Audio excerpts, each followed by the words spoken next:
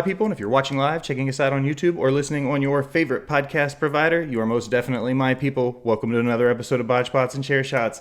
I am your host, a chef by trade and a mark by choice. I am the Will Gray, and tonight, my people, joining me tonight, he is the sultan of super heavyweights. You've seen him from Ring of Honor to NWA. He is a lot bigger than I am. He is the Kingpin, Brian Milonas. Brian, how are you, sir?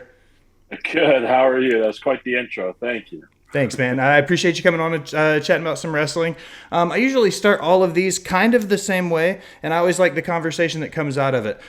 Where did wrestling start for you as a fan? Yeah, I mean, so I'm a kid of the '80s. So that golden era, that '80s, mid '80s Hulkamania, Macho Man, Roddy Piper era of wrestling. My family always liked it, but I think the person that probably got me the most into it was my aunt. She was big into it then. She's still big into it today. She's been one of my biggest supporters and biggest fans my entire career. But her, excuse me, love of it. When I was young, and I think a lot of people always have like that moment of like, oh, I saw this and I became a fan. But for me, I just don't ever remember pro wrestling not being an enormous part of my life and a part of my fandom. One of my favorite things about it is it seems like everybody has that nostalgic moment where it goes back to an aunt or a grandmother or somebody in their life that just kind of had it be part of what they were. For me, it was my grandmother waking up on Saturdays and watching it. I'm around the same age, late 80s, early 90s. So like the tail end of the territories, the WCW days, like a lot of that was where I was first starting to watch. Now moving on, when did you start training though? Let's talk about where your training began, what that was like when you decided to move into it and were like, hey, I'm going to be a pro wrestler. Yeah, I mean, so I had a buddy who we were still in high school, and he jumped into it. And up until that point, like I loved pro wrestling, but how do you even get into it, right? What do you do? How do you become a pro wrestler? Especially in the early '90s, you would think you'd have to be like a garbage man or a clown or or whatever. But it turns out there's pro wrestling schools. So I lived about 45 minutes north of Killer Kowalski School of Pro Wrestling. So I didn't have the money to sign up when I was 16. So I would just go with my buddy and watch him train. And then in 2001, the head trainer of Kowalski's went to Chaotic Wrestling and started a school there. And that was my introduction. That's where I signed up. And then later on, the Chaotic Training Center merged with Killer Kowalski School of Pro Wrestling. So I'm a disciple of Killer Kowalski, trained by Mike Hollow, who is such an underrated figure, I think, in the history of pro wrestling because of the people he's trained in this area, specifically the New England area. But yeah, 2001, a long time ago. Feels like a lifetime ago. As a matter of fact, that the story that comes to mind is going to the opening of. They had an open house at the school, and this was like in September, and it was not too long, I believe, after Chris Nowinski had lost Tough Enough. And I remember just walking in, and I just had watched Tough Enough, and there's Chris Nowinski sitting in the room. I was like, oh man, all right, that's something. When you look at wrestling then in the early 2000s versus 2022, what are some of the biggest differences you see on the independent scene from somebody who's seen so much of independent wrestling? Yeah, I mean, it's improved greatly, right? So 2001, you're talking about the death of WCW, the death of ECW. There's only one game in town in the United States, and that's WWE. Japan wasn't bringing in a ton of American wrestlers at that point, so really it was WWE or bust. And the Indies were just kind of viewed as not a great place. I think you had some of them out there. I don't know the exact year it started, but like the ECWA down in Delaware with the Super 8 tournament. And you had some of that super indie stuff that you pick up with in PW Insider or PWI magazine, not PW Insider, but PWI magazine. And I think of like back to the days of like Reckless Youth and people like that. But it was just not a great place. It was over, especially in this area. I can speak specifically to the New England area because a lot of guys weren't traveling outside of their areas because there was just no money. It was, work sometimes for free, sometimes for 10 or $15. And, it was oversaturated to the point where you'd have like a 10-mile radius that would have, 6, 7 shows going on. So every show is drawing 10 to 15 people. I've wrestled in front of some really small audiences in those early days. So it was, nobody's filming it. I mean, I think probably, 80% of the stuff I did in that era, probably not even on tape. So speaking of that, when you were coming into that area, the early 2000s, when you were first cutting your teeth with it, after WCW shut down, and there really wasn't, you said it yourself, just that one horse in town. What were some of the ways you were getting yourself booked when you were jumping these hurdles, when you saw yourself in a situation where it was oversaturated? How did you go about picking where you wanted to try to get booked and which markets you wanted to be in? Yeah, I mean, a lot of it is so good. One good thing about being at Chaotic was they ran their own shows. So, um, you know, between 1 and 3 times a month, I knew I had at least that many dates. And in those days, you either sent tapes to people, and I largely just stayed in the New England area. But you went to shows, you helped ring crew, you met the promoter. One of your buddies was booked, so you hopped in the car. You hopped in the car with them to go meet the promoter. Maybe it turned into a booking, maybe it didn't.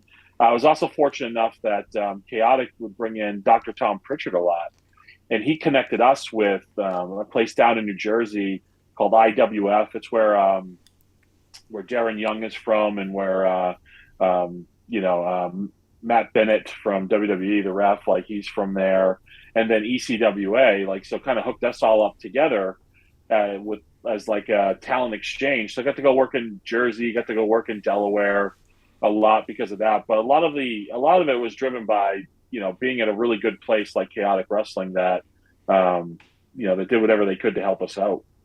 When you spent so much time with Chaotic early in your career, when you finally got the venture out, when you joined up with somebody, say like Ring of Honor, and you got to branch out into some other territories, what was that first initial shock for you when you wrestled the Deep South or out on the West Coast, or what was kind of the differences from each territory? Yeah, I mean, in all honesty, I think predominantly my career until I got to Ring of Honor, in 2017 was spent in the Northeast, New England. Wasn't a guy that branched out. So the kind of the mindset at that point, and really was for so long with Chaotic, it was WWE or bust. So it was really just hone your craft, go to training, pick up bookings to get reps. And at that point, the mindset wasn't like the bookings mattered so much in that I wasn't thinking as it is now, you can build a career on the indies, you can get your name out there. It was really just those indie bookings in those days were reps. Those were reps in front of live audience where you can hone your craft to hopefully get seen. I mean, the biggest things I did probably was just I think I got booked more for WWE extra work outside of the New England area than I did for indie bookings. And it was just a different mindset. I wish I'd had a different mindset at that time, because once I did start to branch out, I did do the Ring of Honor tryout. It really is just a different world out there. Different. Fan bases are fan bases, right? Wrestling fans are wrestling fans. Different places are going to like different things. I don't know if I buy into the whole I know there's some sort of stereotypical things of in the South they still think it's real and dumb stuff like that. I don't think I believe every audience is unique. It depends on what your product does.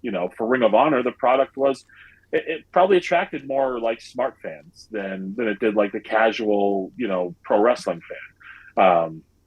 Whereas you might go to, even up here, you might go to a small indie and it attracts more families, more kids. So it's going to be character driven. It's going to be a different style. I am a firm believer of, you got to adapt to your audience. You can go, you can be one of the best pro wrestlers in the world, and if you go in front of this audience of kids and stuff and you do this super indie match that that gets the golf claps and stuff, and I appreciate that style, but I think you got to adapt to your audience. And when you're on the indies, to me, I guess it's a little different now with all the streaming, but to me, you're playing to the 150 250 people in the room and not necessarily the cameras on the indies, where in Ring of Honor it was very much, well, no, we're playing to the camera. There's 1,500 people here, 2,000 people here, but 500,000 people around the world watch Ring of Honor on a weekly basis. So that's where you know, we're playing to the cameras, not the people. When you do the opportunity and you have a chance to work some of these house shows, one of the things I've heard a lot of people say is the difference between working a house show and a TV show is knowing when to pop the people in the building and when to pop the camera. You know, like Yeah. that's a huge thing. What are your favorite things about working house shows though? When you get a chance to be in front of an intimate crowd, even if it is only 50, 75, 100 people, but you still have a chance to work for just a savage, hungry crowd. What's that like? Yeah, I mean, well, it's the getting the instant gratification, the instant reaction. It's the um, you can toy with their emotions. You can single people out. You can find that one kid. You know, I worked a small indie show here up in New England just last week, and there was this little girl who just like she actually was at back to back shows that I worked, and she hates my guts, and I just fed off of her. You know, that's the type of stuff you can do. You know, in those really small crowds for non televised events, whether it's the indies, house shows, you just find those fans that get really into it, and you can feed off them, and then people will start to play off their emotions and see how into it they're getting. This little girl is a riot. She cracks me up. I don't even know. I mean, who knows? Maybe her mom will watch this or whatever. But yeah, she cracked me up. She hated my guts, and she was very happy to tell me how much she disliked what I was doing. I recently took my 8 year old to a show, and for some reason, immediately she befriended one of the biggest heels on the card. So the whole time everybody's like booing him, my 8 year old's like standing in her chair, like screaming for him. And he's like, she's the only smart one in the building. And she just didn't realize good guys, bad guys yet, just by an Right. entrance because it was her first show, but immediately clung to like the biggest heel on the roster and he immediately ran with it. I love that. Like that's one of those Yeah, things you my get son's from like this. that. Yeah.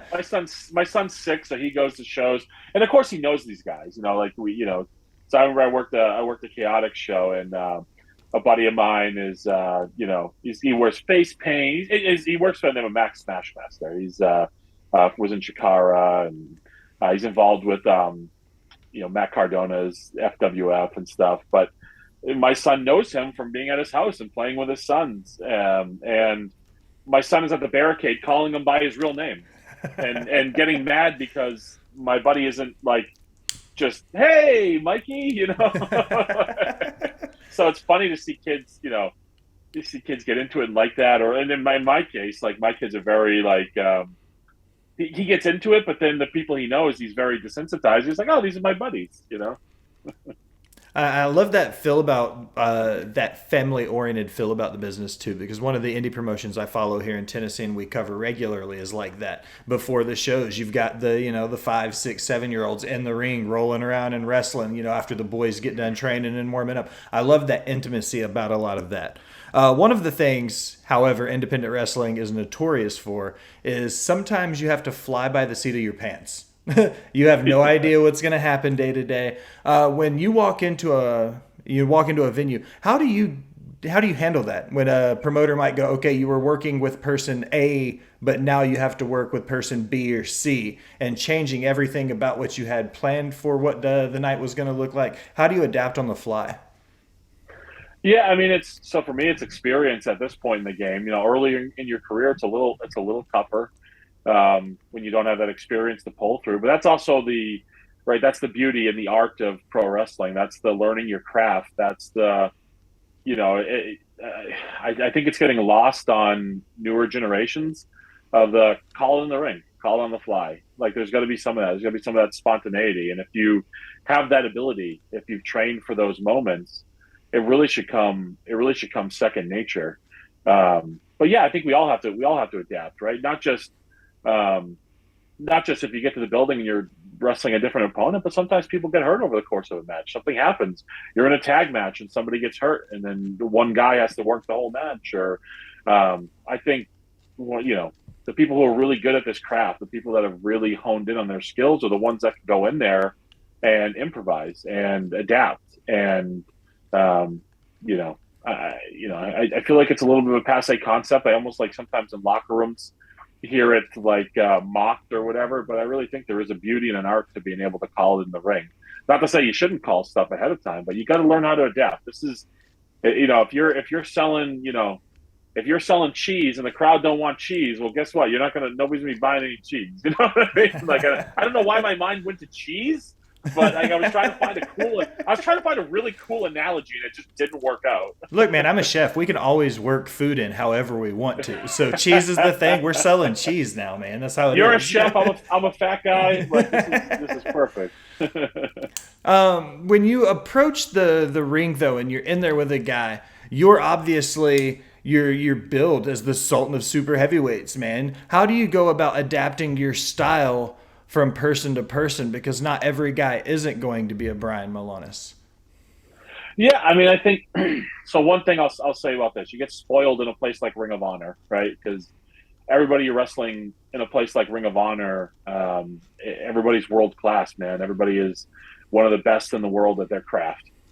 So coming out back on the indies the last couple of years since, or really the last year, there's a lot of guys learning, a lot of guys, so really it's up to me at this point, I could probably count on one hand the amount of guys I might wrestle that have more experience than me at this point, which is, I don't know if that's a good or bad thing at this point, but yeah, I think you have to accentuate the positives of your opponent. That's really up to me as the more senior person and 99.9% of my matches at this point. Like I have to be the one to steer the ship and make sure that these people are doing what they're capable of.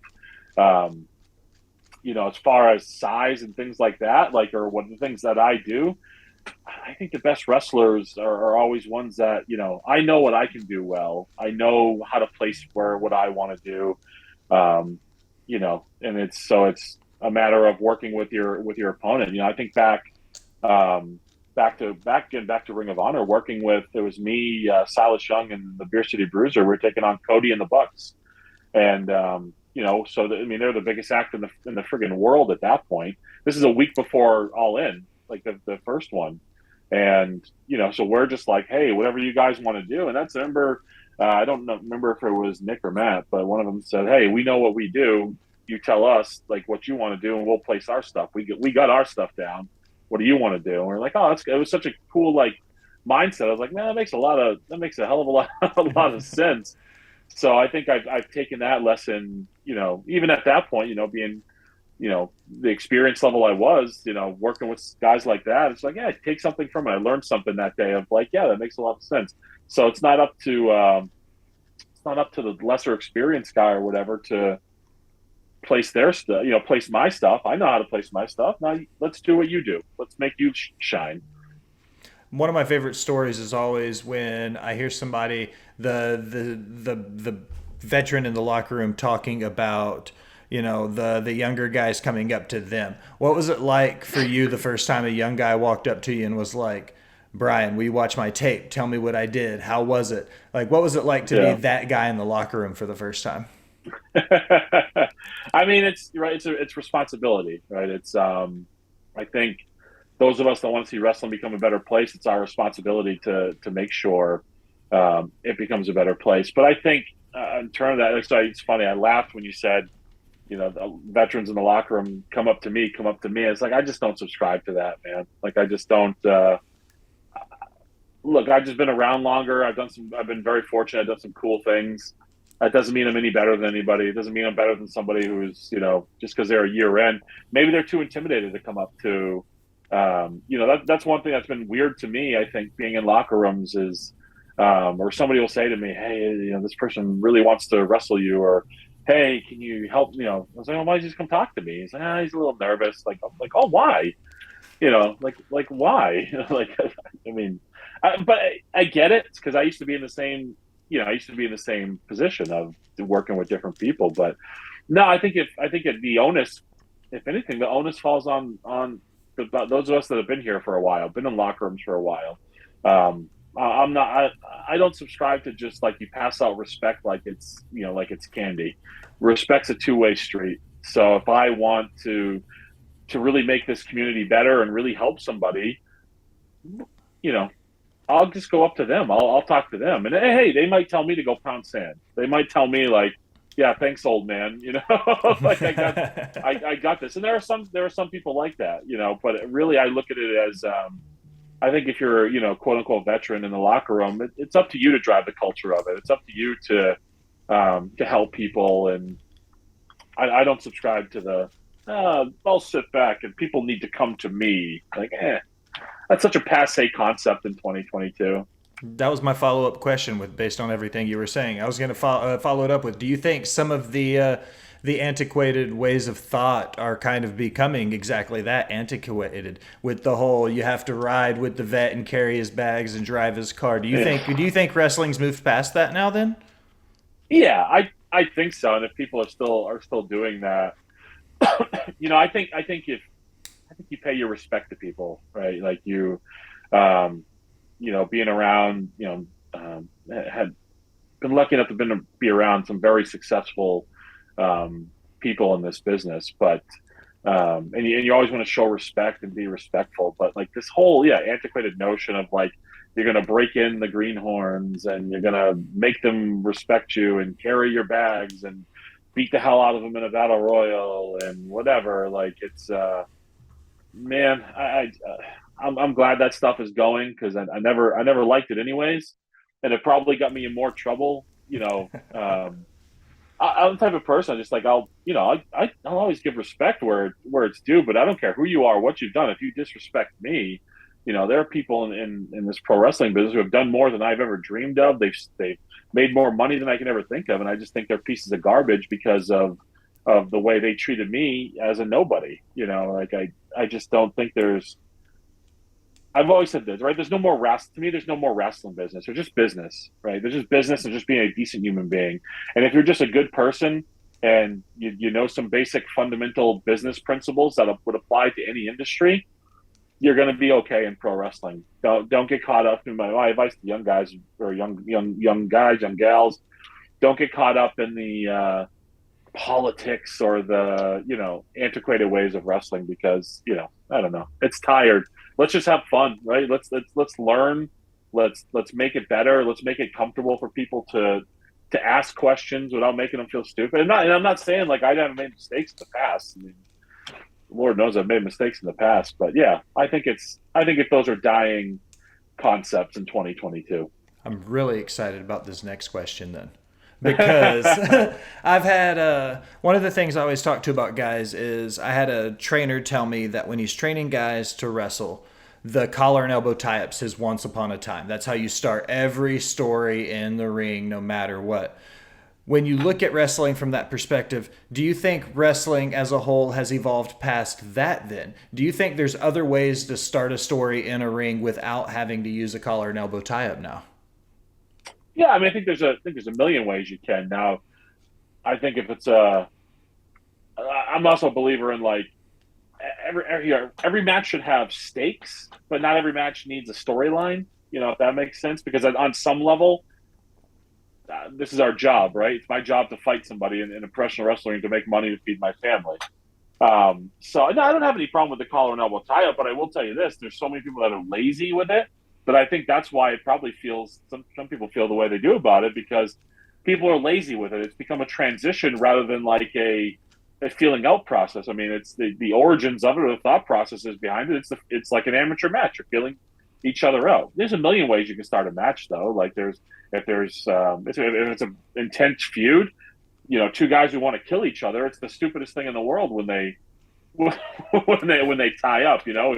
Something happens on Monday Night Raw and somebody gets run down by a car or whatever, and then they go in the ring. It's a blood feud, and they tie up like it's the stupidest thing in the world. So I think when appropriate, I think it's great, and yeah, but I think there's a million ways you can start a match. What about ending a match? What do you think the best way to go about closing a match is then? The I opposite mean, side of this. The opposite side yeah, of the building story. drama, building drama. You should have, and I don't think a lot of guys think that way. But especially now, I feel like we're in the age of the GIF, right? Everybody wants the age of we're in the age of the GIF. But to me, um, what do you want at the end of a match? You want people leaping out of their seat one way or the other. You want people coming. You want people coming off their seat. So your biggest response of the match, should be that 1, 2, 3 or that tap out, or if you've built the match properly, if you've done everything you're supposed to do.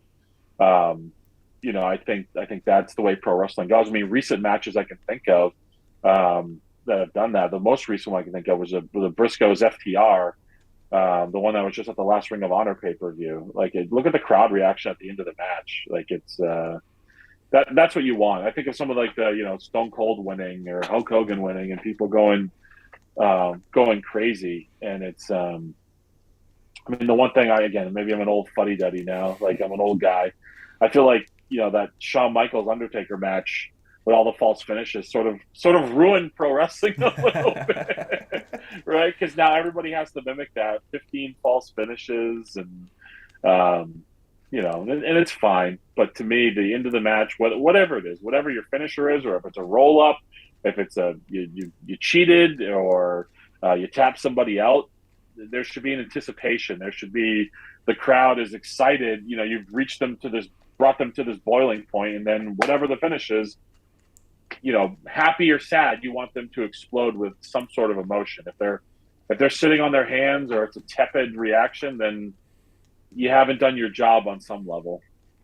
And I've been there, believe me. I've had plenty of matches where it's like, but there have also been times where you're laying there, sometimes you're laying there taking the pin or something, and you hear the crowd reaction, the crowd's counting, and you're like, I'm supposed to be selling, I'm trying not to smile, because, right, that's what we live for. That's why we do this, to get that reaction at the end of a match. So when you have that sell and you get that gasp or the count or the pop, you get that guttural reaction of, we did it. What's the opposite like when it falls flat and you're like, oh shit, we didn't do it? You want to get to the dressing room as quickly as possible, right? You're hoping there's no post-match angle. You're hoping, you can just like quietly roll out of the ring and let's let them forget about this. Yeah, I've been on the other end. Everybody has. You can't consider yourself a pro wrestler, I don't think, if you've never experienced that. Either that or you were the greatest person to ever lace them up. Ric Flair or Shawn Michaels or Bret Hart or whoever, they've all experienced those moments where it's just like, oh, like, I did not do my job tonight, or like, that was, I pictured that, most times, like, I pictured that going a lot better in my head than it actually went. Yeah, it's not a good feeling. It's not especially if you get back and the promoter's not happy. The wrong people are shaking their heads. I feel like everybody has good days and bad days, no matter what you do. Wrestling, being a cook, being a server, driving a school bus. There's good days and bad days for everybody. There is. I think of one of the ones. I'll tell you a quick story. So I was wrestling. I think the person I don't think I could probably wrestle for another 20 years, and I'll never, between training and matches, I'll never be in the ring as much as I have been with Warbeard Hansen, Ivar, Handsome Johnny, whatever we want to call him. So I was wrestling him in, I think, like Woburn, Massachusetts. We're the main event of the show. At this point, we have been around the block a lot. We're both veterans. We've wrestled each other 1,000 times. And, everybody's going to cringe a little bit because, this is a very different time and place. But early on in the match, I got concussed, like very early on in the match. Now in 2022, we know to be smart and stop the match, and we don't continue. But this was like 2 minutes into the match, and I continued to go. And this match stunk because I had no clue what was going on, and I was 2 steps slow on everything, and so it's still not a good feeling when it's a stinker.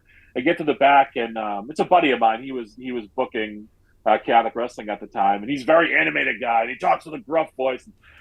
How could 2 guys that have wrestled each other so much stink out a joint that bad? And I go, I got concussed like 2 minutes in, and he goes, well, that explains it. And he storms off. And he comes back 5 minutes later, and are you okay? And apologizes. Again, different place and time now in 2022. We know if you get concussed 2 minutes into a match, stop the damn match, But at that point, this is, 10 years ago, very different time and place.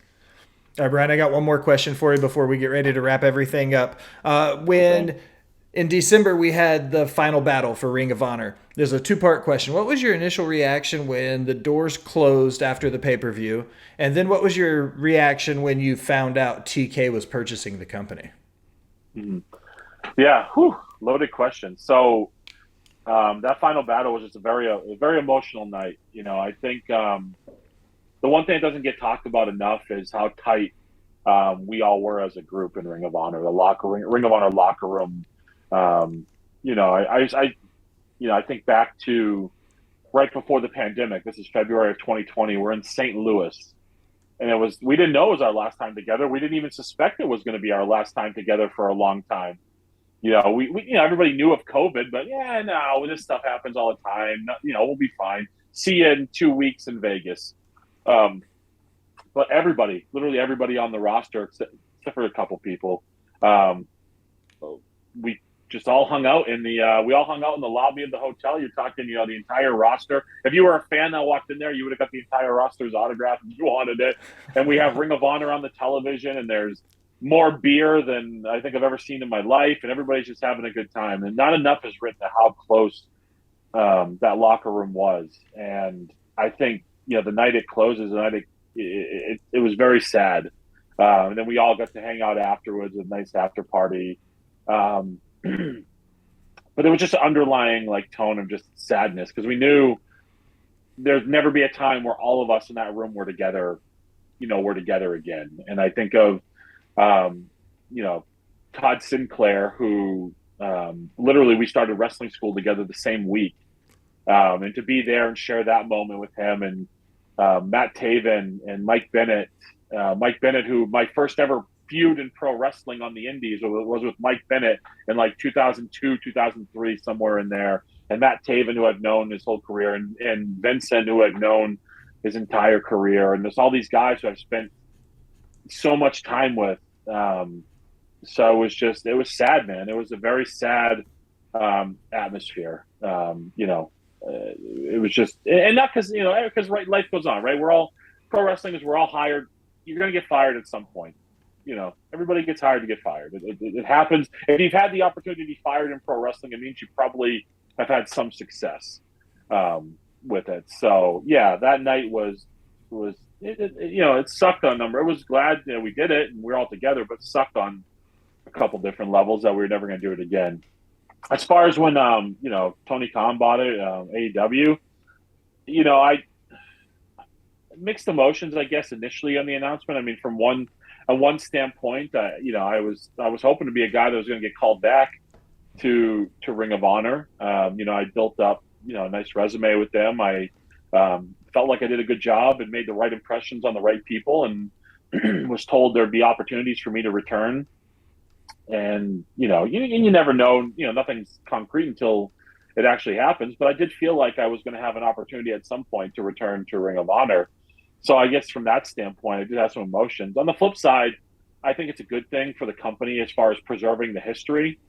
No, I don't know how often he's going to run Ring of Honor, or if they'll be on TV or this or that. I don't think anybody really does. But I think Tony Khan will be a good kind of steward of the history of Ring of Honor. I think the history of the company will be preserved. The footage won't just be lost in an archive somewhere. I think it'll be, hopefully they get a streaming service at some point and can throw it on there, because there's a lot of really good stuff, that's on there. So I'm glad, I was hoping either at some point WWE or AEW would buy it, and just be good stewards of the history of the company, because the company has a rich history, right? You think of the evolution of pro wrestling in the United States and that influence of the Japanese style, and when you think of the influence Ring of Honor has had, not only from the talent that has gone through it, but the style and how it's impacted future generations. Ring of Honor is a really important company in the history of American pro wrestling, like an extremely important part, especially when you're telling the story of a post WCW, ECW world, which Ring of Honor was in business as a standalone company longer than either of those were, which is incredible. So I think, again, sadness in that, I thought I had a chance to go back, and if I would, I would jump at the opportunity to go back now, of course.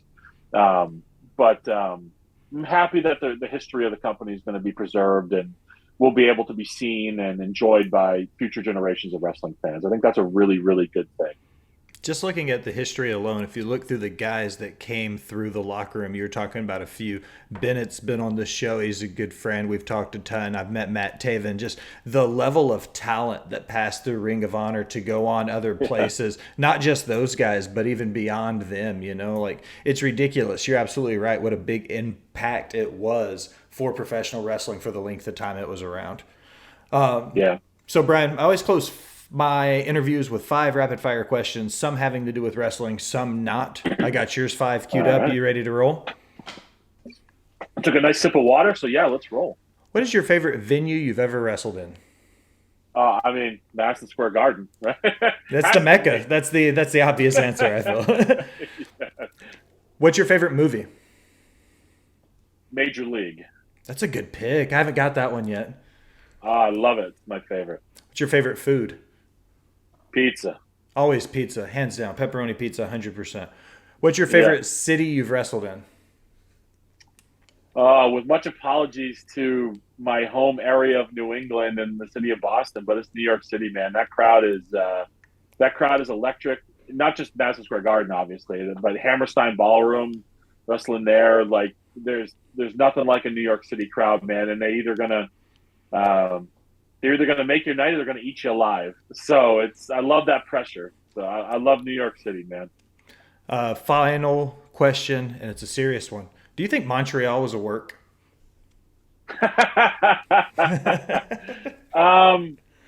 No, I don't think the actual screw job itself was a work. I do think they all worked themselves into that shoot, though. I think it's man, you're gonna get me in trouble if I give my real opinions on Bret Hart or Shawn Michaels. I think they worked themselves into a shoot to that point where they had to do something extreme. Having said that, I think Vince McMahon made the right call with Bret Hart there. Like, lose the friggin' belt, dude.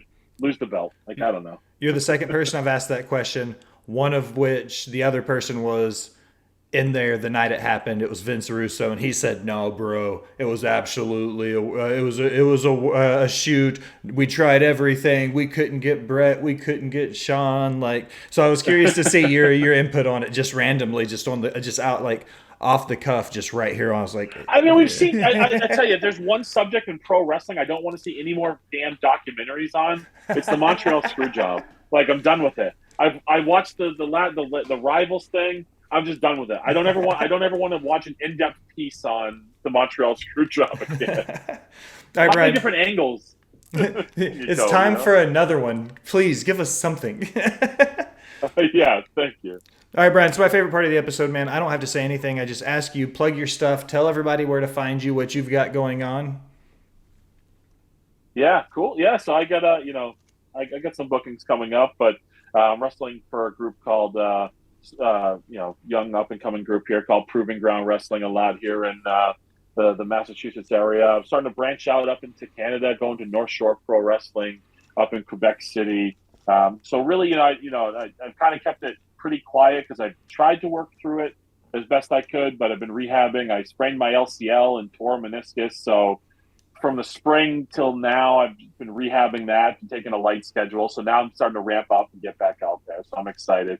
That's an exclusive, by the way. I think outside of my inner circle, nobody's even known that. So, but you can find me on Twitter at Brian Milonas, Instagram Brian Milonas KP. Follow me on TikTok. I'm trying to break into TikTok a little bit here. At Brian Milonas. If you're so inclined, buy a T-shirt, BrianMilonas.com. And if you really love me and you want to take me and beat the hell out of me, or if you want to sleep with me like a teddy bear, brothersgador.com. You can get yourself a Brian Milonas wrestling buddy. That's awesome. A wrestling buddy. These things are awesome. I'll tell you, plug for Brothers Gador. They got like some officially licensed, like they got Demolition, they got Hacksaw, they got Mean Gene, they got me and the Bruiser, of course.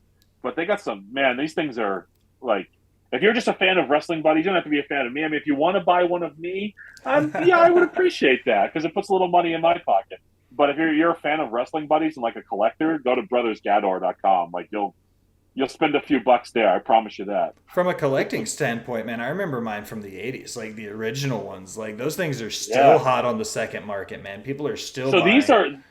to me, these are the closest I've ever seen to those ones. Like both sort of like in look and in like quality.